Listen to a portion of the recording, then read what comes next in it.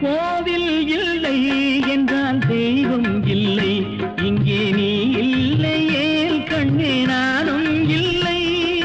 வானம் இல்லை என்றால் மதியும் இல்லை, உங்கள் வார்த்தை இல்லை என்றால் கீதம் இல்லை.